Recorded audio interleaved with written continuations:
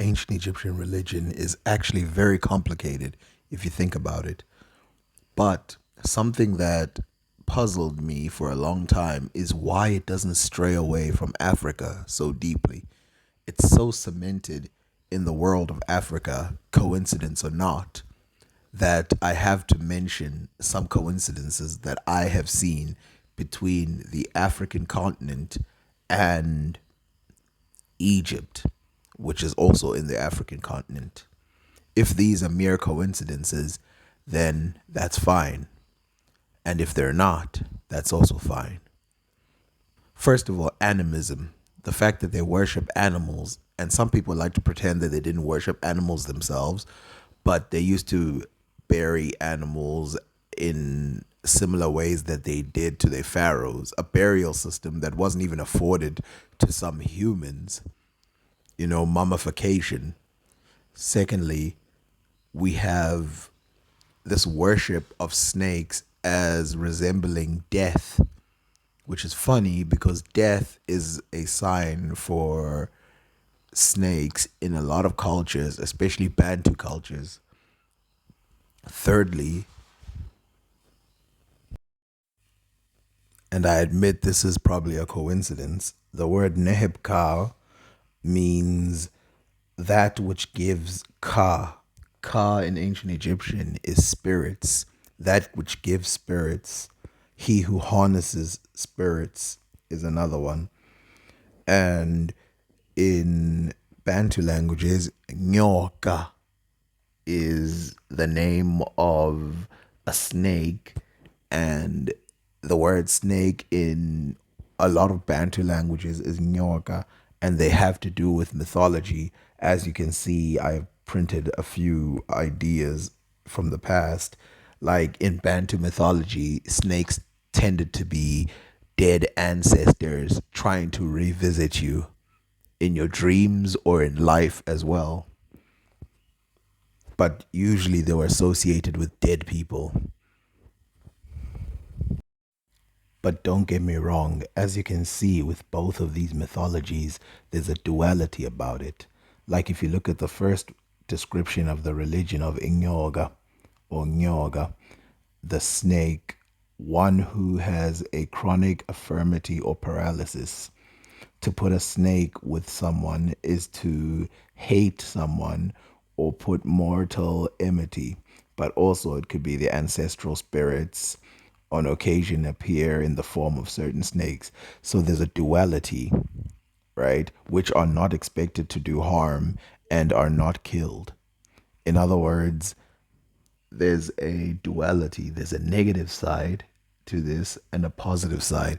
And I've talked about the religion of Egypt and just everything in Egypt. There's always a negative and a positive side, yin yang type thing.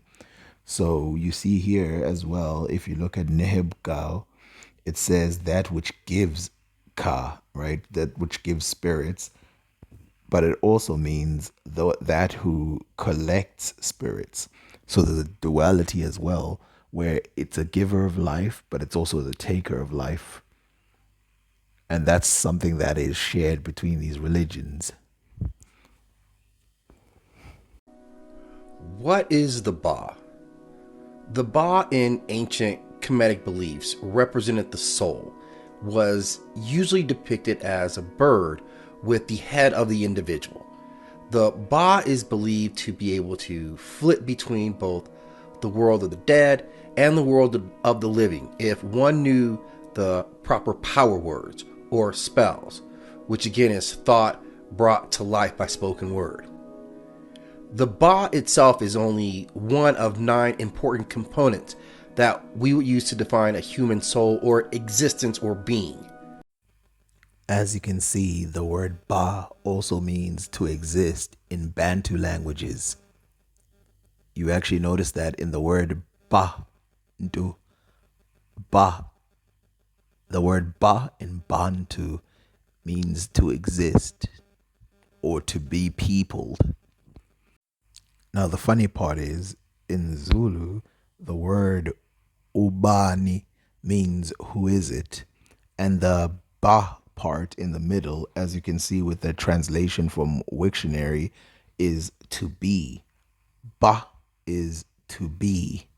Ogoba. Oba. Ogoba means to be. The oku part means to, and the ba part means be or exist. Restless. The ka is the essential essence or the spark of life that literally comes from the universe itself. It is the part of all of us that is ultimately divine and ultimately immortal. So the next one is ka, and as you can see, this word ka means to exist in the living state, and only the living have this word. In Zulu and in Bantu languages, the word is ko, and in Arabic, it's still ka. But I will show you the similarities by giving you an example, because it's very difficult to explain this in English, because in English, this concept doesn't even exist. And as you can see that this word ko is directing us in this dictionary, Zulu dictionary, to the word kona. The word kona means I am here or I exist. And as you can see with this example under the word ko is angi ko. Angi ko, meaning I don't have ko. Angi ko. So I am not here. I am as good as dead. Angiko. I am as good as dead. Angiko. So ko is something that's associated with the living state in the same way that ka is associated with being in the living state. But let's give an even greater example of this same word. Take 10th aspect. Arabic words can have multiple prefixes and suffixes without any space in between. And that makes it very brief in writing and in reading. So we can have one prefix and one suffix as we have seen before. So walaka, and for you. So to easily explain it, wa means and, la means for, and ka means you. This ka is the same ka that is denoting personage or existence, but you will see that there's a Zulu equivalent of this exact word, and don't flip around when you see it. Now here are the common possessive pronoun stems. So the ones that we join with the concord. So here are some common possessive pronouns that are used in isiZulu. Here they go. So let's use husband. Your husband, umyeni wako. So as you can see, the word ka and the word ko in Afro-Asiatic languages like Arabic and Egyptian are interchangeable with the word ko in Bantu languages, and they both mean yours. In Arabic, the word yours without putting a sentence is laka. And the word yours in Zulu without putting in a sentence is lako, as you will see. I hope I've fully convinced you that this word is the same. I've actually got like 10 more examples, but I'll leave that for another video. So let's get back to the word ka and ko. Those words are the same.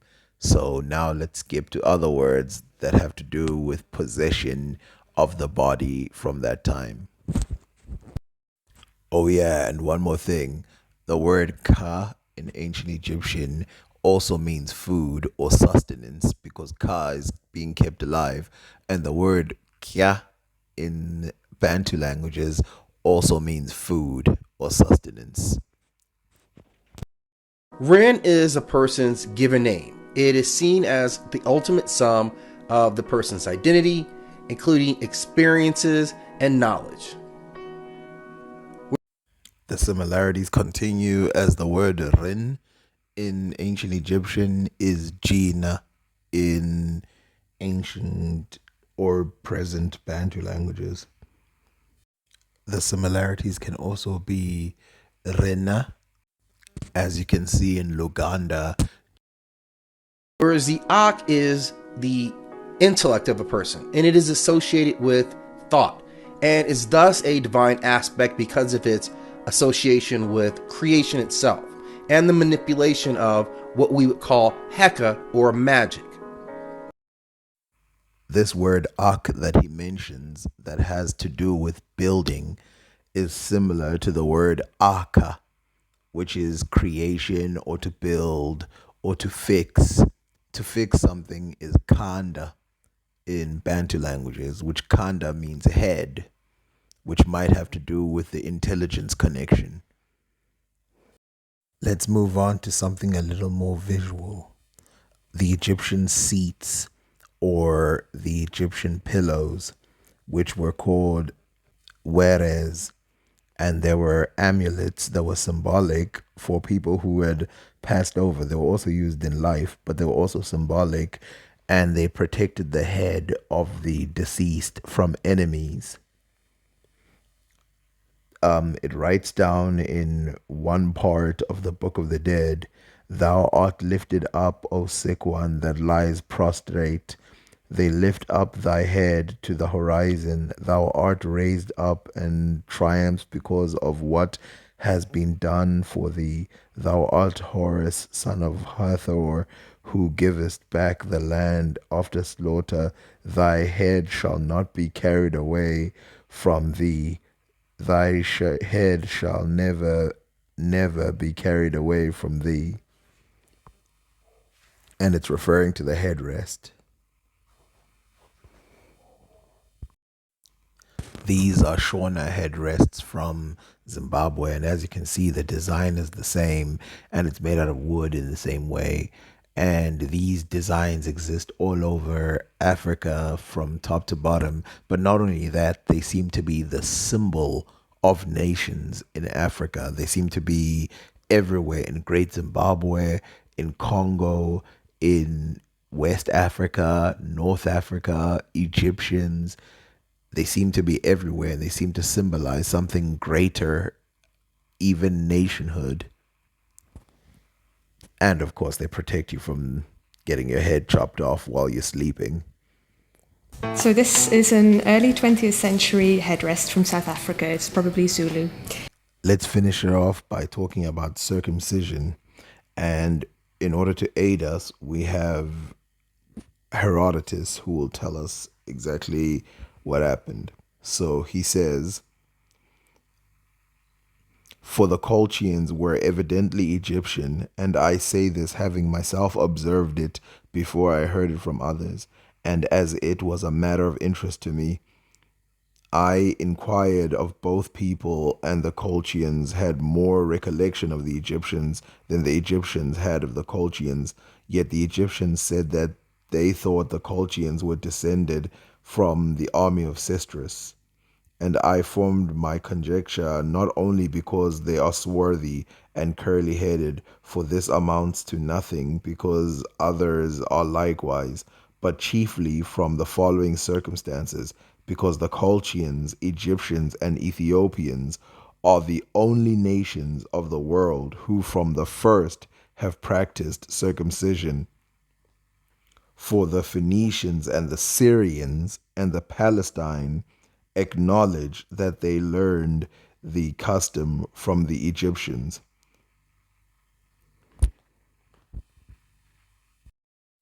Now, if all the other evidence itself did not prove anything to you because of your stubborn brain, then let this be the final straw that breaks the camel's back, which is ironic because we're talking about Egypt. But if you look at circumcision in ancient Egypt, one, Herodotus claims that it's the oldest, which is backed up by scientific evidence. The oldest circumcisions have been found to be like 10,000 BC in Africa.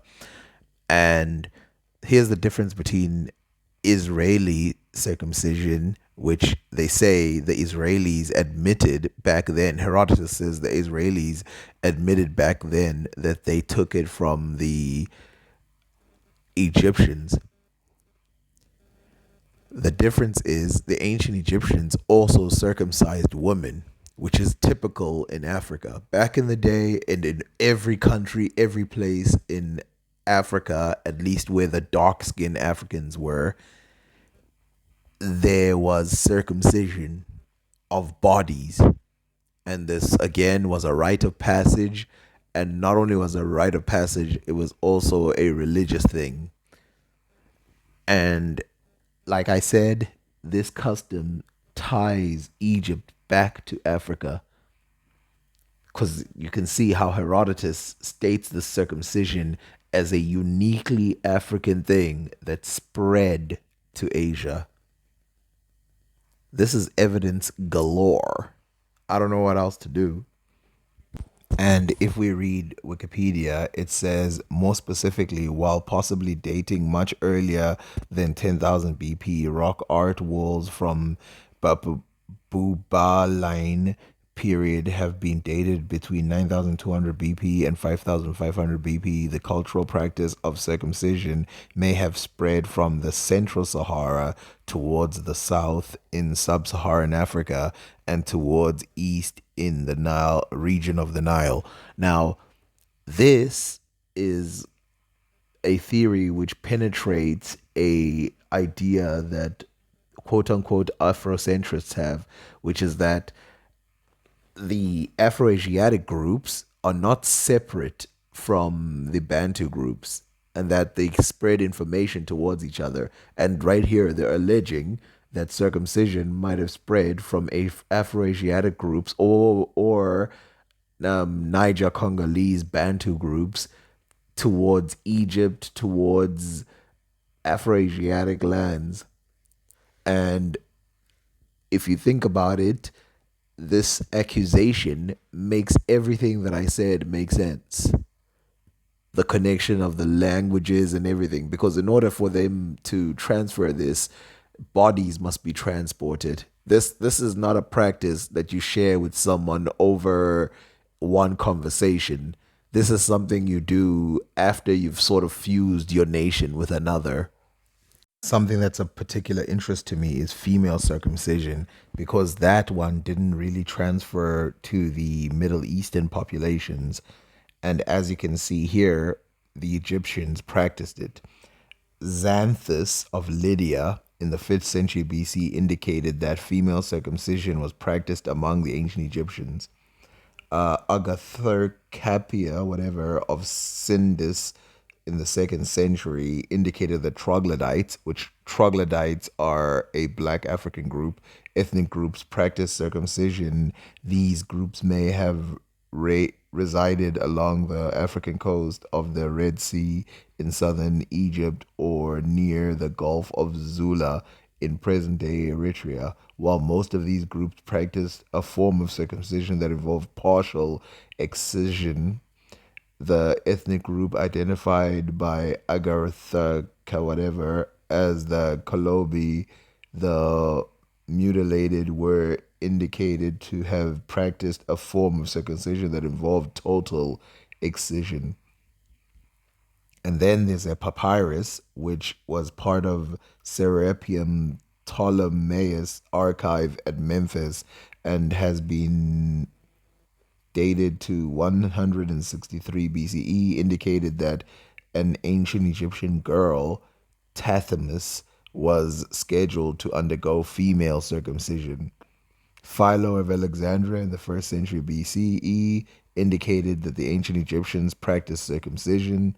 Between 60 BCE and 56 BCE, Diodorus Siculus indicated that female circumcision was a common custom in ancient Egypt. Between 29 BCE and 26 BCE, Strabo indicated that the ancient Egyptians practiced circumcision. Galen, the physician, indicated that female circumcision was practiced among the ancient Egyptians. Soranus Epheus indicated that female circumcision was practiced among the ancient Egyptians. Atui of Amida indicated that female circumcision was practiced among the ancient Egyptians. Leo Africanus said that female circumcision was practiced amongst the Egyptians. And if we go to West Africa, we see that circumcision was practiced like 9,000 years ago in West Africa. The only reason I did the video the way I did is to indicate that it's not just the skin color of the people of Egypt that gets me, as Herodotus said over there, for other people have these skin colors. It's also because there's practices that we find in Africa that are exclusively African, that are practiced by Egyptians and some of the neighbors of Egypt that went to the Middle East. And like the other people said, there are black tribes that went into the Middle East, which today are being denied by historians.